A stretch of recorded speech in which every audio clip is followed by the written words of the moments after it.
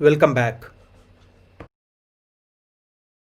Next if condition में और भी चीजें, जैसे कि अभी तक हम दिए हैं कि ए ग्रेटर देन बी हो तो दिखाओ A is greater and value is A का वैल्यू। लेकिन उल्टा करते हैं, हम ए का वैल्यू छोटा रखते हैं, बी का वैल्यू बड़ा रखते हैं और ओके पे क्लिक करते हैं। अभी यहाँ दिखा पिछला ही वैल्यू, एक बार रिफ्रेश कर लेते हैं, फिर से ऐसा करते हैं, इसमें छोटा वैल्यू और इसमें बड़ा वैल्यू डालते हैं, ओके पे क्लिक करते हैं।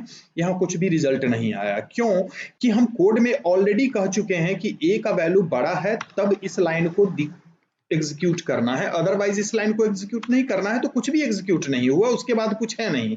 तो हमें ए का वैल्यू बड़ा नहीं होने की स्थिति में भी कुछ एग्जीक्यूट करना हो तो यहाँ पर हम यूं लिखेंगे इल्स, और इल्स के बाद भी हमें एक लाइन लिखना है, सेम यही चीज दिखाना है।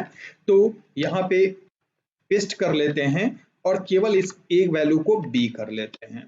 कुछ यूं हुआ, A is greater than execute this, else execute this, sorry here should be b।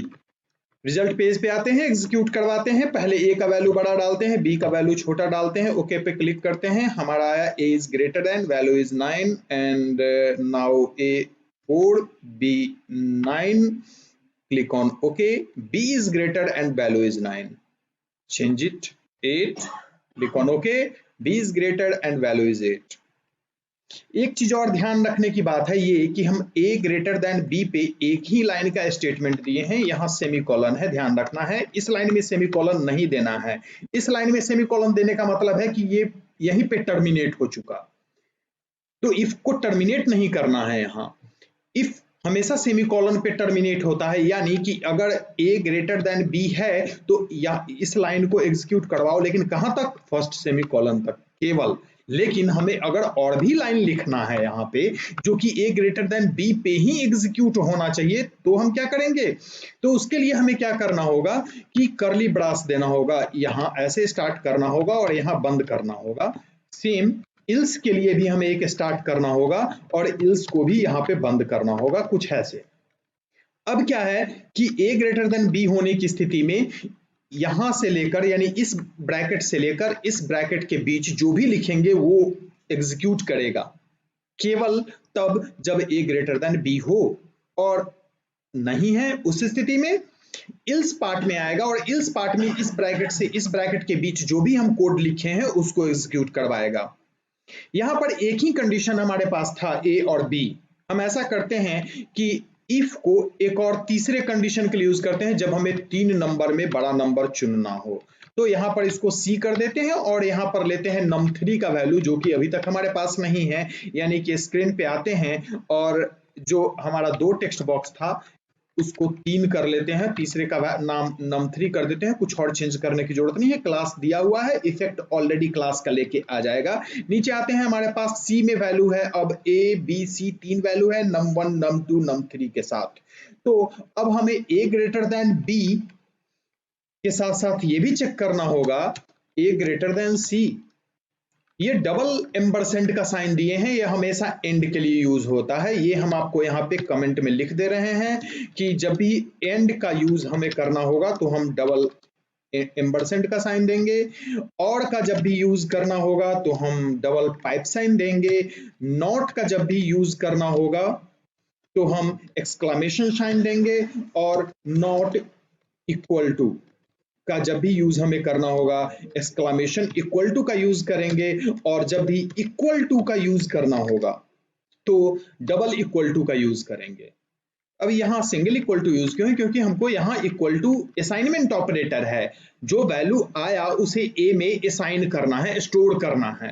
तो असाइनमेंट ऑपरेटर जब भी होगा तो सिंगल इक्वल टू यूज करेंगे, लेकिन जहां कंपेयर कराना हो, if A equal to B, वहां हम कंपेयर कर रहे हैं क्या ए बी के बराबर है, और जब भी कंपेयर की बात आती है तो सिंगल इक्वल टू ना यूज करके डबल इक्वल टू यूज करेंगे, ध्यान रखना है। तो हम 3 नंबर में बड़ा निकाल रहे हैं, हम कह रहे हैं A greater than B and A greater than C है, तो ये सही है, इसमें कहीं कोई दिक्कत नहीं। लेकिन अब बी बड़ा है ऐसा हम यहां पर सीधे सीधे नहीं कह सकते, बी बड़ा है उसके लिए भी हमें चेक करना होगा। पहले लाइन में ये तो तय है कि ए बी से बड़ा होगा तो ये लाइन एग्जीक्यूट करेगा, नहीं बड़ा है यानी ए बड़ा नहीं है, ये पहले पता है। अब यानी अब बी या सी में से कोई बड़ा है तो यहाँ पे चेंज करेंगे और यहाँ पर लिखने का तरीका होगा else if B greater than C then B is greater. यहाँ हम ए को चेक नहीं कर रहे हैं क्योंकि ए पहले ही, इसमें होता क्या है कि अगर ये स्टेटमेंट एग्जीक्यूट कर चुका है तो ये स्टेटमेंट एग्जीक्यूट नहीं करता है। तो ये अगर कर चुका तो बिल्कुल ए बड़ा था, लेकिन ये अगर एग्जीक्यूट नहीं किया यानी ए बड़ा नहीं था, ये पहले ही डिसाइडेड है।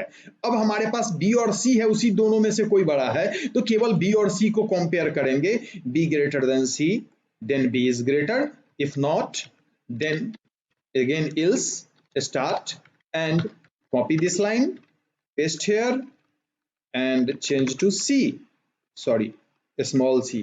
ध्यान रखना है कि अगर कैपिटल में डिक्लेरेशन है तो कैपिटल में ही लिखना है, स्मॉल में डिक्लेरेशन है तो स्मॉल में ही लिखना है। ये जैसे पार्स इंट की बात करें तो पार्स स्मॉल में है, आई कैपिटल है, ये ध्यान रखना है। अगर पूरा पार्स इंट हम स्मॉल में लिखेंगे ये काम नहीं करेगा। ये लाइब्रेरी फंक्शन है, पहले से बना बनाया फंक्शन है, हम नहीं बनाए हैं, लेकिन गेटसम हम बनाए हैं। ये हम जैसे चाहे लिख सकते हैं, लेकिन हर जगह एक ही तरीके से लिखना है, ये भी ध्यान रखना है। तो अब ये 3 नंबर में बड़ा बताएगा। वापस आते हैं प्रीव्यू स्क्रीन पे, पेज को रिफ्रेश करते हैं और यहाँ वैल्यू डालते हैं ए, यहाँ नंबर 45, यहाँ डालते हैं 25, यहाँ डालते हैं 78 और क्लिक करते हैं ओके पे। जैसा हम देख पा रहे हैं सी बड़ा होना चाहिए, result is C is greater and value is 78। सही है। अब चेक, जब भी प्रोग्राम बनाए और चेक करें तो सारे प्रोस्पेक्ट को चेक करना होगा, यानी कि हर वैल्यू पे हमें बड़ा डाल के देखना होगा। तो ऐसा करते हैं, यहाँ डालते हैं अब की बार 78, यहाँ पे 25 है और यहाँ पे डालते हैं 47, ओके करते हैं।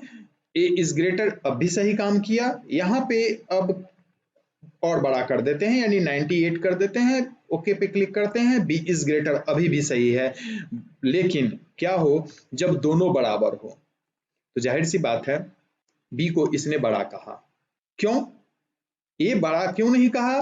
कारण कि कंडीशन क्या था, A greater than B and A greater than C है, तभी कहो ए बड़ा है। लेकिन ए ग्रेटर देन बी तो था, सी नहीं था, तो वापस सेकंड कंडीशन में आया और सिंपली चेक किया क्या बी सी से बड़ा है, तो बी सी से तो बड़ा है, बी बीच वाला वैल्यू है 78 47 से बड़ा है, तो बी इज ग्रेटर कहा, जो कि एग्जैक्टली सही नहीं है। तो हमें एक कंडीशन और लगाना चाहिए था जब बराबर हो जाए, और ऐसा करते हैं, इसको भी हम कर देते हैं 78 और अब ओके करें तो सी इज ग्रेटर। क्यों? फर्स्ट कंडीशन फॉल्स हो गया, ए बी सी से बड़ा नहीं था। दूसरा कंडीशन भी फॉल्स हो गया, बी सी से बड़ा नहीं था, बराबर था। तो अंत में कहा सी इज ग्रेटर। अगर देखें टेक्निकली रिजल्ट तो सही है कि 78 बड़ा है सारे नंबर में, क्योंकि सारा नंबर इक्वल है, लेकिन लॉजिकली ये कहीं सही नहीं है। यहाँ मैसेज होना चाहिए था ऑल आर इक्वल, ठीक है। तो एक इक्वल कंडीशन को भी चेक करने के लिए होना चाहिए था, जो कि हम इंक्लूड नहीं कर रहे हैं, ये आप लोग खुद अपना प्रैक्टिस करेंगे, सिंपल। इसके बाद एक और नया चीज बताते हैं, जैसे कि अभी हम कंडीशन चेक करने के लिए यूज किए हैं इफ कंडीशन का। ये कंडीशन चेक करने के लिए हम कुछ ऑपरेटर है जिसको हम टर्नरी ऑपरेटर कहते हैं, उसका भी यूज कर सकते हैं। जैसे कि हमें अगर बहुत छोटा काम करना हो तो ऐसा करते हैं, इसी का सेकेंड वर्जन हम लिखते हैं, इसको हम पूरा का पूरा कमेंट कर दिए यहां से यहां तक, और हम ऐसा करते हैं कि इसको फिर से लिखते हैं। हम बार बार कुछ चीज इसमें रिपीट कर रहे हैं, इसी को कॉपी कर लेते हैं वापस और इसके नीचे पेस्ट करते हैं, और यहाँ पर क्या करते हैं, document dot gate element by ID dot inner HTML यहाँ तक कॉमन है, इसको हम कट कर लेते हैं और इसको हम नीचे आते हैं और यहाँ पे पेस्ट करते हैं इक्वल टू, यहाँ लिखते हैं रिजल्ट। अब ये रिजल्ट क्या है, कुछ नहीं है अभी, तो ऐसा करते हैं एक वैर बनाते हैं रिजल्ट, जो कि अभी ब्लैंक है, और यहाँ लिखते हैं रिजल्ट इक्वल टू दिस। ऐसे भी कर सकते हैं, रिजल्ट इक्वल टू दिस, यहाँ भी कर देते हैं result equal to this, and यहाँ भी कर देते हैं result equal to this. Result पे कोई फर्क नहीं पड़ेगा, बस लिखने का ये एक तरीका था। वापस पेज पे आते हैं, रिजल्ट एक बार चेक कर लेते हैं, रिफ्रेश करते हैं स्क्रीन को, कोई भी वैल्यू डालते चले जाते हैं और ओके पे क्लिक करते हैं। हम देखें कि कोई अंतर नहीं आया। सिंपली हमने क्या किया था, रिजल्ट को वेरिएबल में सेव कर लिए थे और अंत में एक ही बार लिख दिए document dot gate element by ID, और जो भी रिजल्टेंट डिव था वो लिए, उसमें रिजल्ट स्ट्रिंग को दिखा दिए। लेकिन अब एक तीसरा तरीका हम ऐसा कर रहे हैं कि यहां बहुत सारी चीजें फिर कॉमन है, A is greater, B is greater, C is greater. हम सीधा दिखाना चाहते हैं अगर ग्रेटेस्ट नंबर तो कुछ इस तरीके से होगा, greater number is like this one, ऐसे। तो ऐसा करते हैं कि यहां से यहां तक जो है इसको कट कर लेते हैं, ये तीसरा तरीका रहा, और इसको एज इट इज यहां पेस्ट कर देते हैं। और अब यहां पर रिजल्ट के लिए हम एक वेरिएबल यूज करते हैं आर, तो हमें आर वेरिएबल से मतलब है। और ऐसा करते हैं कि अब ये रिजल्ट का यूज नहीं है, इसको हम शॉर्ट में आर कर लेते हैं और यहां लिखते हैं आर इक्वल टू ए। इस केस में लिखते हैं आर इक्वल टू बी, और इस केस में लिखते हैं आर इक्वल टू सी। कुछ यूं, यानी कि आर हमेशा ग्रेटर नंबर को रखेगा। A greater than B and greater than C है तो आर में ए का वैल्यू होगा, बी ग्रेटर देन सी है तो बी का वैल्यू होगा, अदरवाइज आर में सी का वैल्यू होगा, यानी आर में हर स्थिति में बड़ा नंबर है। तो ये हमारा कंडीशन काफी छोटा हो गया और अंत में हम सीधे लिख लिए जो भी हमारा है, और मैसेज भी कुछ इस तरीके का लिखे कि ए बी सी जो मैसेज में इंक्लूड कर रहे थे उसको हटा दिए, सीधे लिखे ग्रेटर नंबर इज, और नंबर का रिजल्टेंट हम डिस्प्ले करवा रहे हैं। वापस पेज पे आते हैं, रिजल्ट चेंज नहीं करेगा, रिफ्रेश करते हैं और नीचे मैसेज केवल बदल जाएगा। इसमें कुछ नंबर डालते हैं, इसमें कुछ नंबर डालते हैं और यहाँ कुछ नंबर डाल के ओके पे क्लिक करते हैं। ग्रेटर नंबर इज 87, डायरेक्ट हम रिजल्ट केवल ले रहे हैं। ये रहा तीसरा तरीका। लेकिन अब कंडीशन चेक करने को हम बदलते हैं और इस पूरे को फिर से कमेंट बना रहे हैं। पहले दो नंबर, तो ऐसा करते हैं कि आर वेरिएबल हमारे पास ऑलरेडी है, नहीं कमेंट बना चुके हैं तो दोबारा डिक्लेयर कर लेते हैं एक आर नाम का वेरिएबल जिसमें कि हम रिजल्ट को सेव रखेंगे। और पहले दो नंबर में चेक करना बताते हैं, तो हम लिखते हैं R equal to A greater than B है, if yes then R equal to A, otherwise R equal to B, semicolon like this. और सेम इसी को कॉपी करके यहाँ पेस्ट करते हैं, यानी आर के वैल्यू को हम दिखाने का काम करेंगे। ये दो नंबर में हम बड़ा चेक कर रहे हैं, अब इसकी भी जरूरत नहीं है, हम इसे एक लाइन में ऐसे लिख सकते थे, ऐसे भी लिख सकते हैं where R equal to A great. यहाँ इफ कंडीशन का यूज नहीं हुआ है, हम सिंपली टर्नरी ऑपरेटर का यूज कर रहे हैं। R equal to A greater than B, अगर ये स्टेटमेंट जो यहाँ लिखा, सॉरी कंडीशन जो यहाँ लिखा हुआ अगर ये ट्रू है देन ये जो वैल्यू है वो आर का वैल्यू होगा, अदरवाइज कॉलन के बाद वाला वैल्यू आर का वैल्यू होगा, यानी आर का वैल्यू हमेशा बड़ा ही होगा, ये तय है। हम दो नंबर में चेक कर रहे हैं, शुरू के दो नंबर को लेते हैं। तो वापस आते हैं, हम अपने स्क्रीन पर पेज को रिफ्रेश करते हैं और वैल्यू यहाँ भी कुछ डालते हैं, यहाँ भी डालते हैं और यहाँ भी डालते हैं। ओके पे क्लिक करते हैं। ग्रेटर वैल्यू इज 23, क्योंकि हम इसको और इसको ए और बी को ही चेक कर रहे हैं, अभी सी को इंक्लूड नहीं किए हैं। सी को इंक्लूड करने के लिए वापस हम अपने कोड में आते हैं और एक लाइन और ऐड करते हैं, R equal to B greater than C है देन बी, अदरवाइज सी। क्या ये सही काम करेगा? एक स्थिति में सही काम करेगा, दूसरी स्थिति में गलत काम करेगा। वापस आते हैं पेज पे, जैसा कि इफ में हम किए थे कि पहली बार दोनों को चेक किए थे, दूसरी बार रेस्ट दो को चेक किए थे, तो सही काम कर रहा था, लेकिन इसमें नहीं करेगा। सिंपली पेज को रिफ्रेश करते हैं और यहाँ कुछ वैल्यू डालते हैं, जिसमें पहला वैल्यू बड़ा डालते हैं, दूसरा वैल्यू उससे भी बड़ा डालते हैं और तीसरा वैल्यू उससे भी बड़ा डालते हैं। रिजल्ट क्या होगा? तो रिजल्ट है ग्रेटर इज 98, सही है, यानी अंतिम वैल्यू बड़ा है। अभी हम अंतिम वैल्यू को न भी बड़ा करके बीच वाले वैल्यू को बड़ा रखते हैं, तो इसको थोड़ा छोटा कर लेते हैं, 56 कर देते हैं और ओके पे क्लिक करते हैं। अब की कहा बी इज ग्रेटर।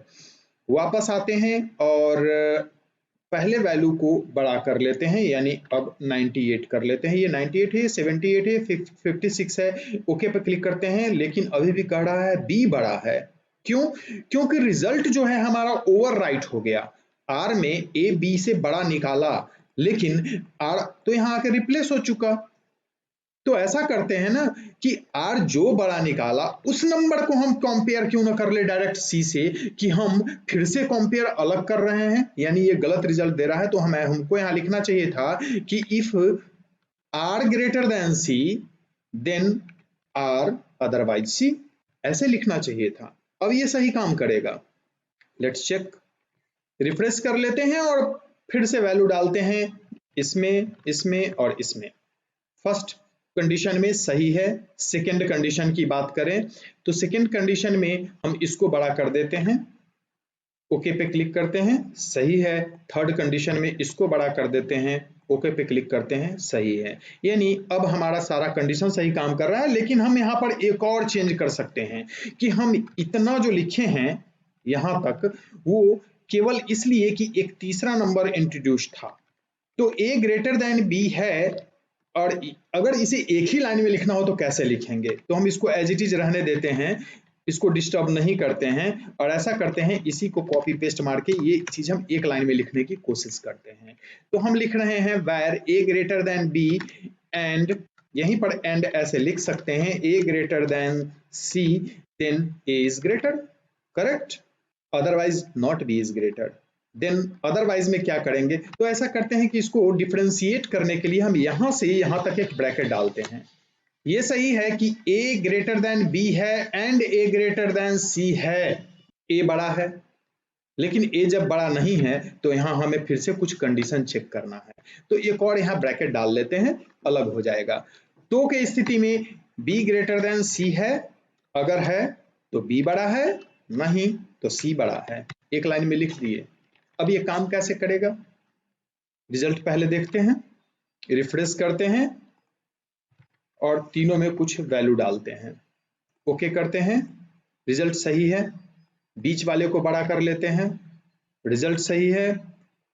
फर्स्ट वाले को बड़ा कर लेते हैं, रिजल्ट सही है। यानी कि ये अब एक लाइन में भी हम लिख सकते हैं। थोड़ा पढ़ने में कॉम्प्लेक्स लग रहा है, लेकिन ये इजी है। हम कंडीशन जो इतना बड़ा यहाँ पे लिखे थे या इतना बड़ा यहाँ पे लिखे थे, उसको हम एक लाइन में सॉल्व कर दिए। इस लाइन की आवश्यकता नहीं है, यहाँ से हटा लेते हैं और इस तरह से हमारा इफ स्टेटमेंट यहाँ पे कंप्लीट होता है। लेकिन इफ का एक और अल्टरनेटिव होता है, स्विच। वो उसका बिहेवियर कुछ डिफरेंट होता है और कुछ उसमें डिफरेंट टाइप का हम काम कर सकते हैं, उसके बारे में बताएंगे। लेकिन आज के लिए इतना ही।